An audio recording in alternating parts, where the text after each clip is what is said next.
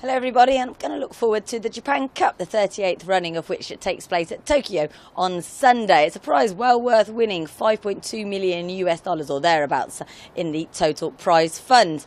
As usual, we've got an incredibly strong lineup, but they're a little bit down on numbers than in previous years. Just 14 of them go to post in the early hours of Sunday morning UK time. I think the reason for that is because there is a potential superstar in the field. The filly Almond Eye is very special indeed. She's already beaten the Colts. That came earlier on this year in a Grade 3 event, and then she swept through the fillies Triple Crown series, and she looks very good indeed. Of course, because she's a 3-year-old filly, she also gets the weight allowances. She's drawn in 1. Her trainer's not concerned about that, feeling that she's got the necessary finishing kick to get her out of any trouble. There's a reason why she's around about evens with the bookmakers in the UK at the moment. She's very much the one to beat. You've got to go right back to 2005 and Alcaced for Luca Comani and Frankie Dettori for the last European to win this.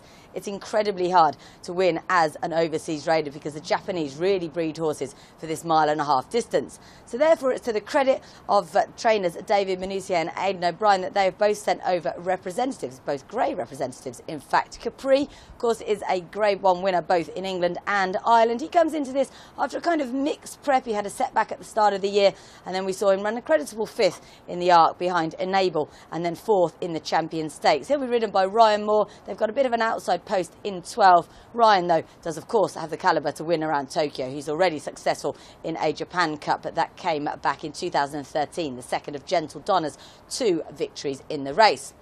The other European raider, as I mentioned, for David Minucci, is the very popular Thundering Blue. He's he's becoming a real superstar on the sort of globe-trotting scale of things. He was last seen finishing 2nd behind Desert Encounter in the Canadian International. Now, the Canadian International is a very good Grade 1, but it wouldn't quite match up to the Japan Cup. And I think the connections are very aware that Thundering Blue would have to run a career best and then some to run into the placings. One thing he does have in his armoury, though, is that Fran Berry's got a lot of experience in Japan. He will be riding him.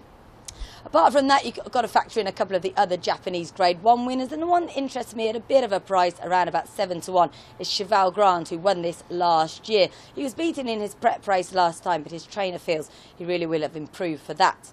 There's another few Japanese Grade 1 winners in there as well. Suave Richard would have a chance, as would Satono Diamond and Satono Crown. But it really looks to be Almond Eye's race to lose, as she aims to become the first 3-year-old filly since Gentle Donna's first victory back in 2012 to win this.